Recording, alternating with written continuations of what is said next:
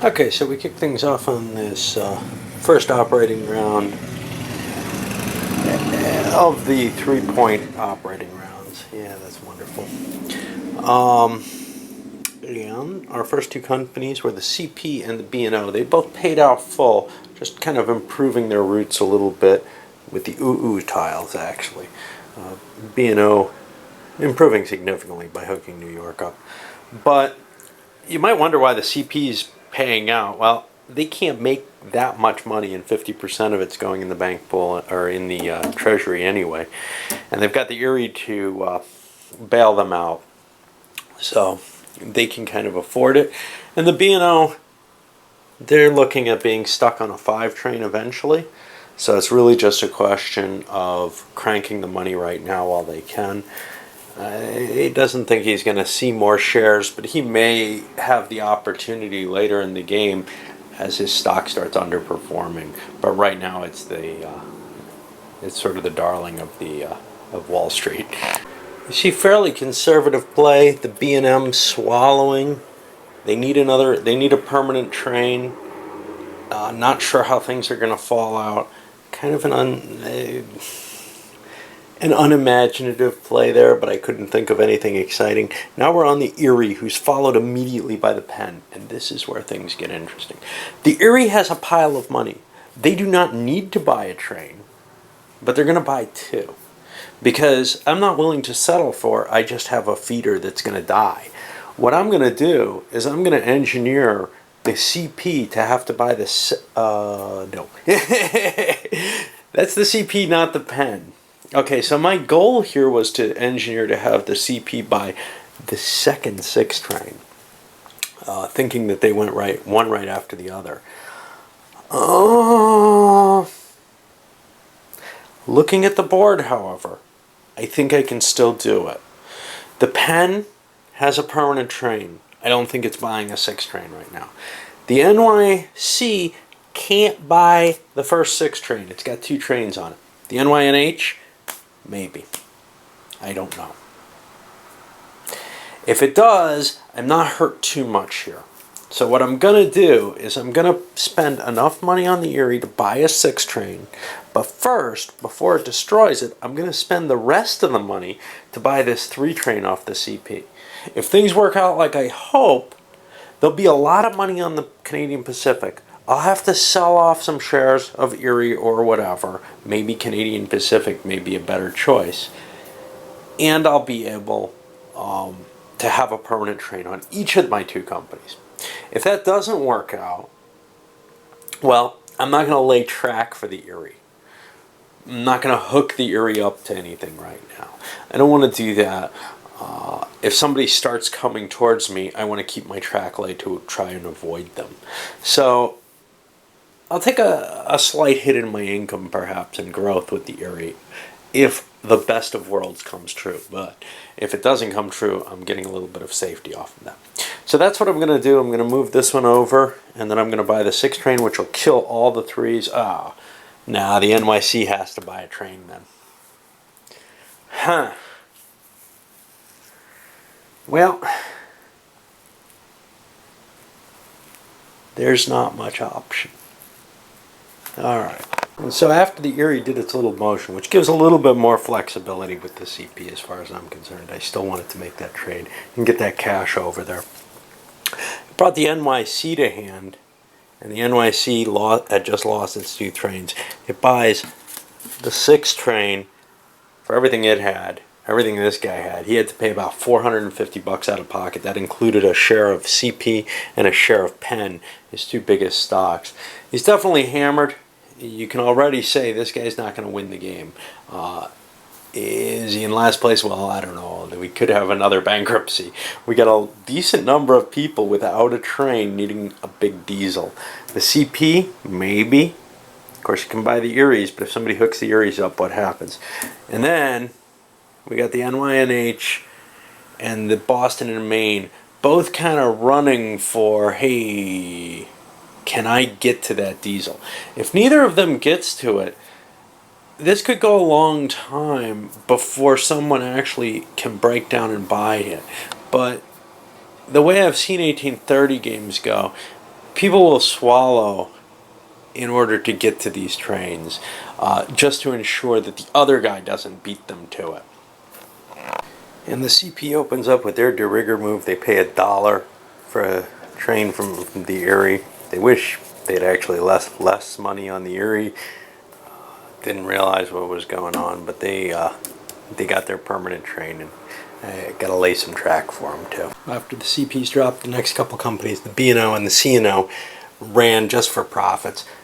C&O, nothing too impressive. Its track isn't really established yet, so it made like 15 a share, even though it's got two trains on it. And people were thinking it might develop into something interesting. It's unlikely. This game is just falling really fast.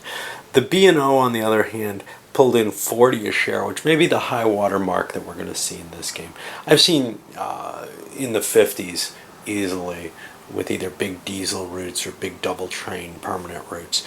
But I don't think we're going to see any of that here. I think the diesel routes are going to be somewhat stunted, assuming everybody makes it through.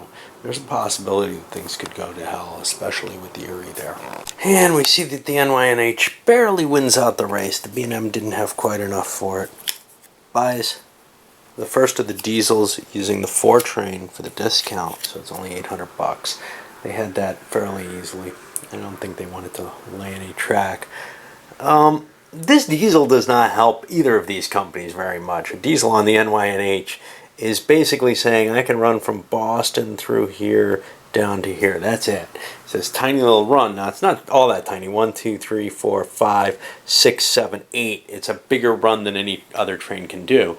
But that's okay. I mean, it's got a lot of doinkers. It's not really your classic diesel route. And the B&M is probably even more, well, maybe not. They can run down.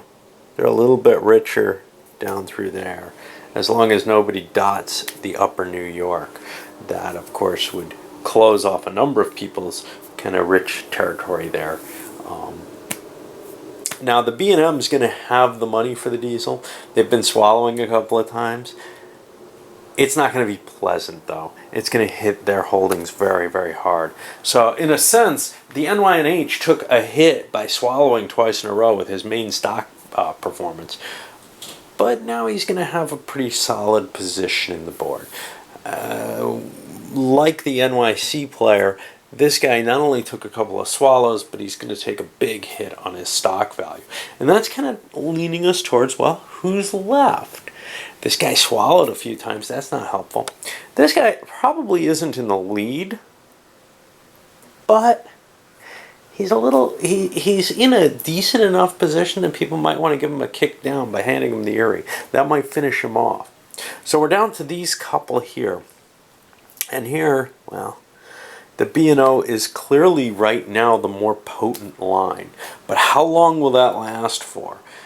With these 4 trains going away, which they are right now, the B&O is not going to be cranking that 40 a turn anymore. So, yes, it's in richer territory than the C&O. There's no question of that. But then there comes questions of stock value, etc. And the B&O is going to be worth a little more than the C&O due to placement. As we move here into the 3rd operating round,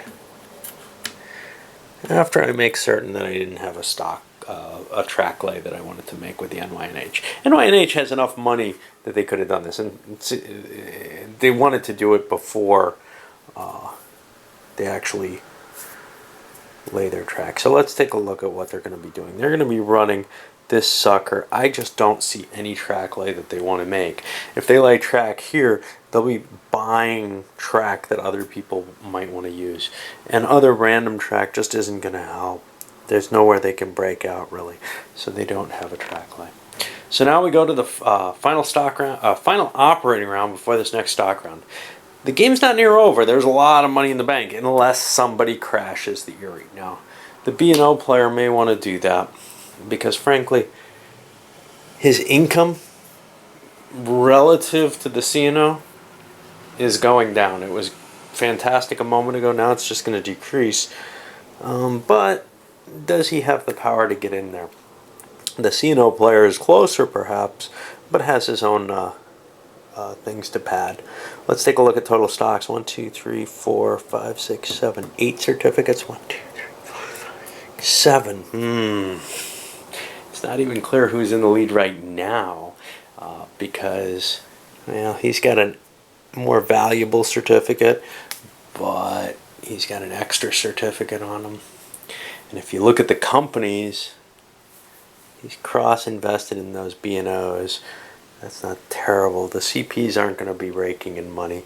The NYCs aren't going to be bad. The Pens don't look impressive, but there's a chance the B&M's diesel might end up over there. So it's really tough to tell, and the majority of the money tends to be over here on the actual stock market value at the end of the game, as opposed to what the companies can produce. Alright, well, let's see what this one brings. Well, we're kind of hitting the point where most of the companies are at a fixed equilibrium. For example, the NYC is running for 27 a share in New York. Decent payout, nothing great. The B&M's purchase of the diesel. They didn't have to do this. They could have shipped all the money to the Pen and let the Pen buy the diesel. But the Pen doesn't have well-developed track. It's not much more than that 5 train, even in potential. Whereas the B&M is running 1, 2, 3, 4, 5, 6, 7, 8 train already maximum.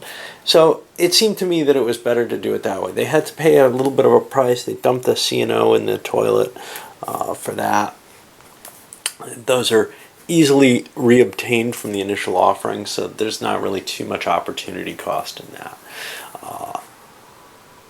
And I'm branching out.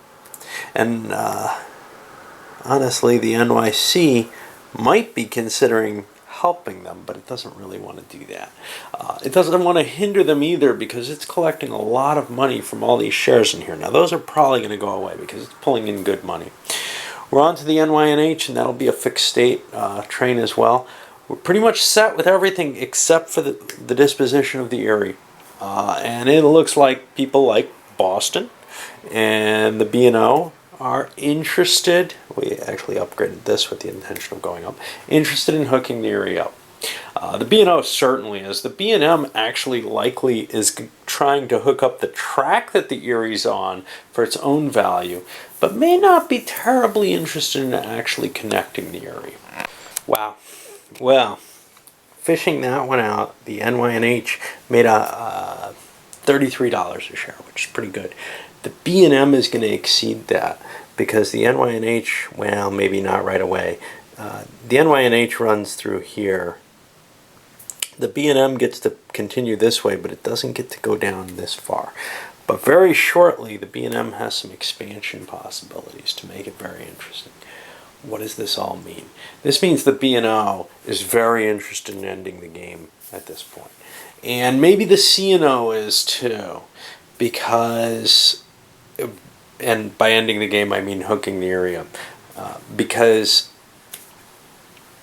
these big runs off the diesels in New York are big enough that they're heavier than anything else that anybody's playing. And they paid some cost for them, and it's time to try to end the game before they end up making that cost back. Now, that's a tricky situation. And at this point, players are going to be kind of trying to fill out their portfolios more than anything else. 2, 3, 4, 5, 6, 7, 8. A little bit of worry. Obviously, buying CP, dangerous, dangerous, dangerous. You buy 2 shares of that, you might end up owning it, and all its trains and essentially money by converting a train to a diesel might end up over on the Erie, and you may not like what you have. Likewise, over here, the B&M and the Pen, it's quite possible someone would dump one of those companies to get 2 trains on another one. The shares of a 2-train company are worth almost double in terms of at least what they produce in income of what other shares are worth, and then you can turn around and buy other shares with that extra money. So holding 2 companies is nice, but you don't want to hold 2 shares of somebody's company who holds those because you're offering them too much of an advantage. Of course, if they've got more of an advantage holding the 2 companies, and that may be the case with the B&M and the Pen, B&M, I think, more than the Penn. The Penn's kind of iffy as it is. Getting another train on the B&M might be kind of cool because it might mean a second route going through the New Yorks, maybe just running down here or something. In addition to that diesel, but they don't have a lot of dots, so it's kind of hard for them to use things. All right, I'm going to load this up before I actually start the stock round. I don't think we're going to see anything too exciting with the stock round, but I'll come back and give a synopsis of what it's like on the next one.